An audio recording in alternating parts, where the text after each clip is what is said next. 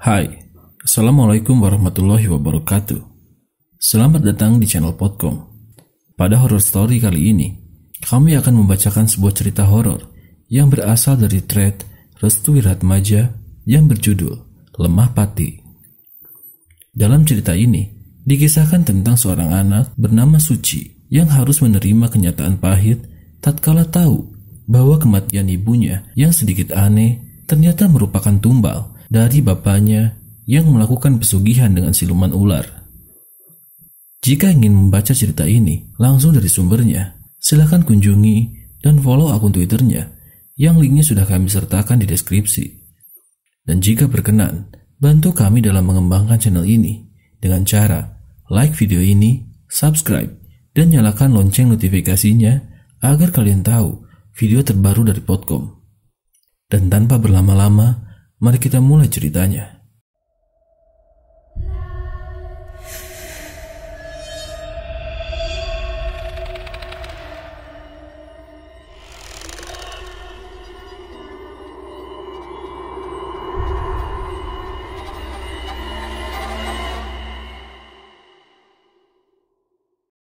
Cerita ini merupakan sebuah pengadaptasian sosial terkait sebuah kejadian yang terbilang aneh namun sangat mengerikan. Kisah ini berawal dari keluarga Suci yang baru saja kehilangan salah satu anggota keluarga pentingnya. Dia adalah Ibu Mirna, ibu dari Suci sendiri. Ibu Mirna diketahui meninggal secara tidak wajar. Banyak rumor yang beredar bahwa kematian dari Ibu Mirna disebabkan oleh tetangganya yang melakukan pesugihan. Namun, Suci sendiri tidak memperdulikan terkait kabar burung yang beredar. Ia lebih memilih untuk diam dan terus-menerus mendoakan untuk kebaikan ibunya sendiri. Hari pertama. Di hari pertama, setelah kematian Ibu Mirna, Suci masih dalam keadaan sedih. Ia sendiri sering merenung dan memilih untuk menyendiri dengan waktu yang lama. Nampaknya, kehilangan seorang ibu seperti kehilangan setengah dari kehidupannya. Namun, di hari pertama setelah meninggalnya Ibu Mirna, Suci sendiri seperti merasakan jika ibunya masih ada di sekitarannya. Arwahnya seperti terus-menerus mendatangi kamarnya. Suci kerap kali memikirkan ibunya ketika dia sedang sendirian. Namun, tiap kali Suci merenung, ia seperti mendapatkan bisikan yang sangat mengerikan. Bisikan itu berbunyi, "Aku pulang, Nak." Suci yang seringkali mendapatkan bisikan itu sepertinya bertanya-tanya, apakah kematian ibunya ini benar-benar kematian yang serius, atau memang ada hal lain di balik semua itu. Malam harinya, tepat di mana Suci ingin tertidur, ia mendapati ruangan ibunya seperti ada suara orang menangis. Suci pun mendekatkan telinganya ke daun pintu untuk membenarkan dirinya terkait suara tangisan itu. Namun, tidak berselang lama, Bapak Suci datang. Ia kemudian menyuruh Suci untuk masuk ke dalam kamarnya dan lekas untuk tidur. Suci pun segera masuk ke dalam kamar. Kebetulan, kamar Suci berada dekat dengan kamar ibunya. Kemungkinan besar, ia juga akan mendapatkan suara-suara aneh jika kamarnya bersebelahan. Dan benar saja, tepat di tengah malam, Suci terbangun dari tidurnya. Ia mendengarkan lagi suara tangisan itu. Suci pun keluar dari kamar dan menuju ke kamar ibunya. Niat Suci adalah untuk mengetahui kamar ibunya. Apakah ibu datang lagi dan menangis di kamarnya karena ada suatu urusan di dunia yang belum selesai. Saat Suci ingin membuka pintu kamar ibunya, ia mendengar suara langkah kaki dari tempat lain. Suci pun segera masuk ke dalam kamar karena ia mengira itu adalah suara langkah bapaknya. Dan apa yang dipikirkan Suci sangat benar. Bapak baru saja melewati kamarnya dan mengecek kamar ibunya. Karena memang tidak ada yang ingin Suci khawatirkan, ia pun melanjutkan tidurnya kembali. Akan tetapi, keanehan pun terjadi kembali di saat Suci setengah tertidur. Tiba-tiba, ada suara yang merayap ke bagian punggungnya dan memeluknya dengan sangat erat. Suci tidak bisa bergerak sama sekali. Keringat dingin pun mulai berjatuhan. Suci merasakan ada sesuatu yang memeluknya dari belakang. Dan tidak berselang lama, suara yang mengerikan pun terdengar tepat di telinga Suci. "Aku pulang, Nak." Suci langsung terkejut. Dan anehnya, sesuatu yang memeluk Suci dari belakang langsung menghilang dengan seketika. Rasa takut yang muncul tepat di malam itu membuat Suci tidak bisa tidur kembali. Ia hanya bisa tidur selesai melaksanakan sholat subuh. Hari kedua. Di hari kedua kematian Ibu Mirna, Suci mendapati bau aneh yang sangat menyerbak dari kamar atau ruangan Ibu Mirna sendiri. Suci seringkali mencium bau melati yang tercium jelas di sela-sela kamar Ibu Mirna. Ia sendiri sempat menanyakan hal ini kepada bapaknya. Namun, Bapak Suci sendiri belum bisa mengatakan apapun. Ia hanya berkata, "Ibu kangen sama kamu, dia mungkin mau nengokin kamu, Nak," kata bapaknya. Suci tidak tahu apa-apa terkait yang disampaikan oleh bapaknya. Dia menegaskan bahwa semenjak kematian ibunya, Suci tidak bisa tidur dengan tenang. Suci merasa jika tiap waktunya hanya dihabiskan untuk memikirkan mengapa kejanggalan demi kejanggalan sering terjadi dan diketahui olehnya. Lambat laun, kejanggalan itu menimbulkan rasa curiga yang mendalam bagi Suci. Baginya, kematian ibunya benar-benar sangat dirahasiakan oleh pihak keluarga, terkhusus baginya sendiri. Suci mulai mencurigai satu persatu anggota keluarganya yang memang sengaja menutupi kasus kematian ibunya tersebut. Hingga akhirnya, ia sendiri mendapatkan gambaran terkait kematian ibunya tersebut.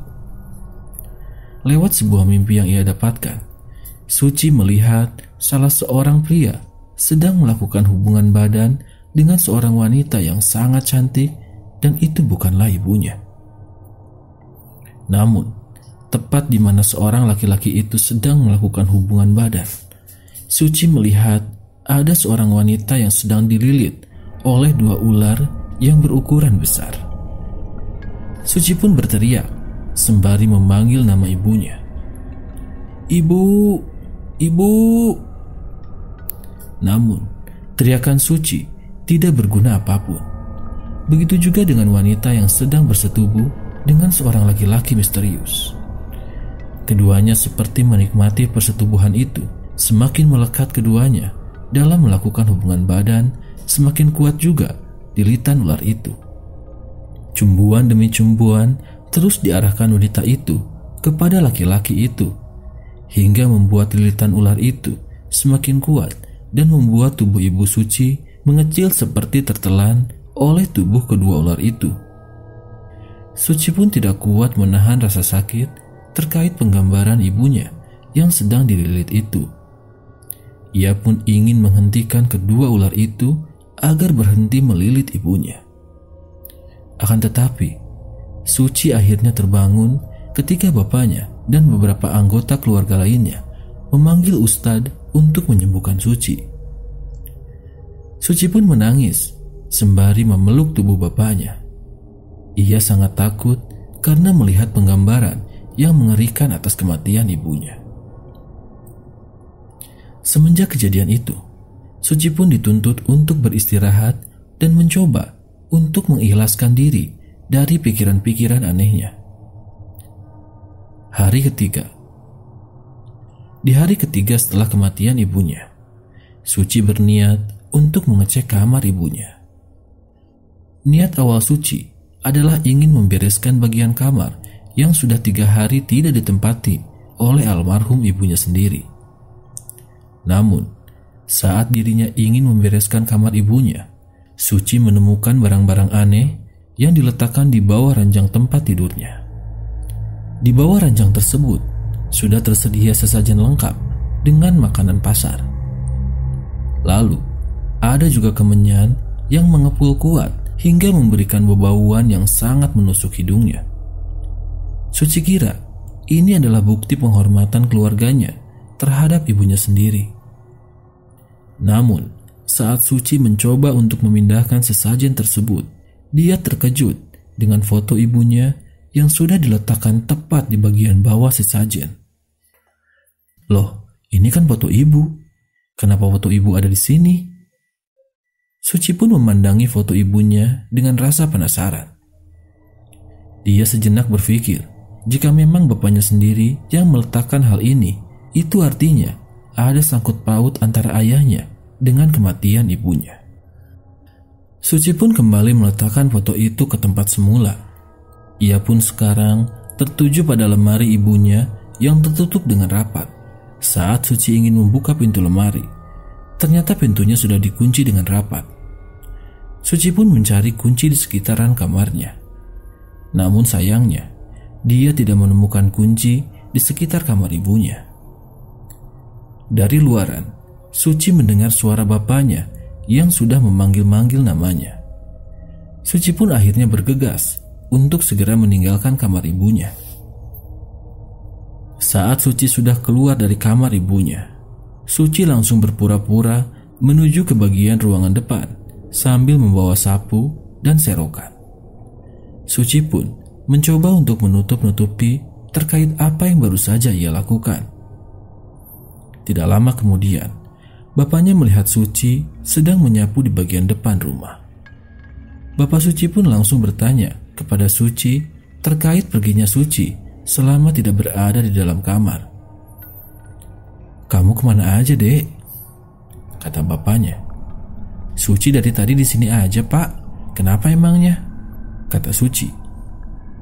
"Loh, Bapak baru saja ke depan, tapi kamu gak ada," kata bapaknya. Suci segera mencari alasan yang masuk akal saat bapaknya berkata seperti itu. "Oh, tadi Suci ke belakang, Pak. Suci beresin bagian belakang dulu. Pas Bapak ke belakang, Suci lagi ke depan. Cuman Suci lewat dari belakang pintu rumah dan langsung ke depan, Pak. Alasannya karena Suci cari serokan. Adanya di bagian samping rumah ternyata," kata Suci. "Oh begitu, pantesan tadi pas Bapak manggil kamu gak ada," kata bapaknya. "Iya, Pak. Memangnya kenapa Bapak manggil-manggil nama Suci?" tanya Suci. "Tadi Bapak nyariin kamu karena Bapak takut kamu masuk ke dalam kamar ibu," jelas Bapak Suci. "Emangnya kenapa, Pak?" tanya Suci. "Gak apa-apa, gak apa-apa. Kamu jangan sampai masuk ke kamar ibu ya," kata bapaknya. "Ada apa, Pak, emangnya?" tanya Suci dengan penasaran. "Gak apa-apa, takut aja ada sesuatu yang ganggu kamu," jelas Bapak Suci. "Memangnya apa sih, Pak? Setan?" tanya Suci dengan polosnya. "Pokoknya jangan masuk aja. Soalnya itu harus dikosongin selama 1 minggu," kata bapaknya lagi. "Loh, kalau dikosongin siapa yang nempatin, Pak?" tanya Suci kembali. "Bapak yang nempatin," kata bapaknya. Suci mulai agak curiga di sini. Dia menimpali bahwa bapaknya masih menutupi kebenaran yang ia tahu sebenarnya. Suci mulai agak curiga di sini.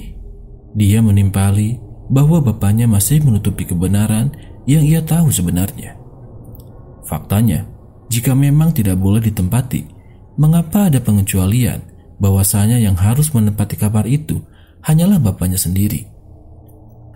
"Oh iya, makanan sudah siap, kamu makan ya," kata bapaknya. "Iya, Pak, nanti Suci beres-beres dulu," kata Suci. Setelah Bapak Suci menyuruh Suci untuk makan, ia pun pergi keluar rumah untuk kepentingannya sendiri. Belum tahu apa yang akan dilakukan oleh bapaknya. Namun, Suci sendiri seringkali melihat bapaknya keluar, bahkan sewaktu ibunya masih hidup. Suci tidak memikirkan apapun yang berkaitan dengan kegiatan bapaknya. Namun, tidak lazim rasanya jika baru saja berduka, akan tetapi seringkali keluar-keluar. Padahal, Bapak Suci sendiri bekerja sebagai petani, dan teruntuk hal-hal yang berkaitan dengan petani semestinya dilakukan di waktu pagi-pagi. Namun saat itu, Bapak Suci mengenakan pakaian lengkap seperti ingin menemui seseorang. Sepertinya Bapak Suci memang benar-benar memiliki sebuah rahasia yang memang semuanya masih berkaitan dengan Ibu Suci sendiri. Malam harinya, saat dimana Suci ingin menuju ke kamar mandi, ia melewati kamar ibunya. Kebetulan, Suci mendengar suara aneh yang berasal dari kamar ibunya. Suaranya seperti desahan seorang laki-laki yang sedang melakukan hubungan seksual kepada seorang wanita. Suci pun langsung menangkap suara itu. Sepertinya, suara itu adalah suara dari bapaknya sendiri. Suci mulai curiga, apa jangan-jangan bapaknya yang sedang bermain-main terhadap wanita lain. Ia pun mengintip lewat lubang gagang pintu kamar ibunya. Dan saat Suci mengintip, dia melihat bapaknya sedang menciumi seorang wanita yang sangat cantik. Namun, ada sesuatu yang aneh. Suci melihat dengan kedua matanya sendiri jika ayahnya sedang dililit oleh seekor ular yang sangat besar. Suci pun langsung menutup mulutnya. Ia pun perlahan melangkah mundur sambil menutupi mulutnya agar tidak bersuara. Setelah itu, ia kembali untuk masuk ke dalam kamarnya. Suci tidak jadi masuk ke kamar mandi setelah melihat hal yang tidak mengenakan tersebut. Pantas saja, Suci merasa jika hidup bapaknya benar-benar tidak masuk akal. Dengan penghasilan sebagai petani, bapaknya mampu mendapatkan hasil panen yang sangat melimpah tepat sehari setelah kematian ibunya. Kemungkinan besar, bapaknya memang telah melakukan hal ini sejak lama. Namun, karena dirinya tidak ingin ada anggota keluarga lainnya yang tahu, alhasil kejadian tersebut hanya ditutup-tutupi dan sekarang semuanya sudah terbongkar.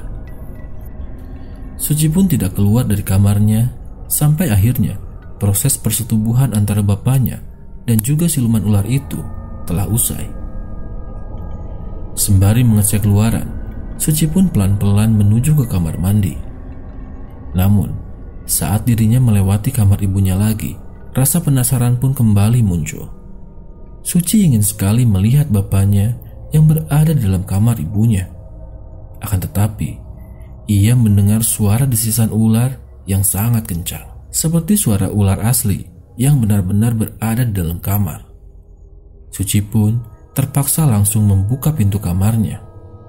Namun kala itu, di saat dirinya membuka pintu, tiba-tiba seekor ular yang panjangnya 2 meter sedang melilit tubuh bapaknya. Ular itu merasa terusik dan segera memberikan gertakan kepada Suci. Suci yang melihat amarah dari ular tersebut langsung mundur beberapa langkah sambil berteriak ketakutan. Sedangkan bapaknya, wajahnya sudah memucat dengan mulut yang sudah terbuka lebar. "Bapak!" Suci pun langsung berlari untuk meminta pertolongan warga yang berada di sekitaran rumahnya. Namun, karena saat itu kondisi sudah malam, tidak ada satupun lalu lalang warga untuk keluar. Suci pun langsung menuju ke rumah-rumah warga, sembari menggedor-gedor tiap pintu rumahnya untuk meminta pertolongan kepada mereka. Setiap pintu yang ia gedor, tidak ada satupun dari warga yang mau membukakan pintu rumahnya. Suci pun menangis sambil berteriak minta tolong. Hingga akhirnya ada salah satu warga yang mau membukakan pintunya. Dia adalah seorang warga biasa yang sedikit mengerti terkait apa yang dirasakan oleh Suci sendiri. "Dek, kamu kenapa nangis?" tanya bapak itu. Bapakku dililit ular. Tolong bapakku," pinta Suci. "Tidak bisa, Dek. Bapakmu sudah terikat dalam perjanjian," kata bapak itu kembali. "Tapi bagaimana cara melepaskan ular itu, Pak?" tanya Suci. "Kamu ambil tanah kuburan ibumu, lalu taburkan di atas ular itu. Ular itu akan takut dengan lemah layat atau tanah kuburan yang sudah terikat dari tumbalnya sendiri. Nanti ular itu akan lepas dengan sendirinya," jelas bapak itu. Suci pun segera berlari menuju ke kuburan ibunya. Perlahan, matanya terlihat dengan jelas sesuatu yang aneh di setiap kuburan. Suci melihat sayup-sayup bayangan putih dengan rambut yang panjang sedang terduduk di atas pohon. Lalu, ia juga melihat sosok bayangan putih yang sedikit tercoreng dengan tanah kuburan sedang melompat-lompat di dekat pohon. Suci tidak memperdulikan hal itu. Ia memilih untuk segera mengambil tanah kuburan dan bermaksud untuk menyelamatkan bapaknya dari jeratan ular tersebut. Setelah Suci berhasil mengambil tanah kuburan tersebut, ia pun segera berbalik menuju ke arah rumah. Namun, di tengah perjalanan, ia menemukan seorang wanita berpakaian serba putih sembari menuntun seorang anak kecil yang rambutnya acak-acakan. "Duh, kenapa kamu mau menyelamatkan bapakmu?" kata sosok itu. "Kamu siapa?" tanya Suci. "Di desa ini, orang yang telah melakukan persetubuhan dengan Nyi Ratu, dia tidak akan pernah lepas," kata sosok itu kembali. "Aku ingin menyelamatkan bapakku," kata Suci. "Duh, lebih baik kamu jangan ikut campur. Bapakmu sudah bukan milikmu lagi," terang wanita itu kembali. Tiba-tiba, perasaan merinding pun begitu terasa di bagian bawah hingga ubun-ubun kepala. Sosok wanita dan anak kecil itu berbelok ke arah lain sembari tertawa melengking. "Astagfirullah, ya Allah, lindungi hambamu ini ya Allah." Suci pun kembali bangkit.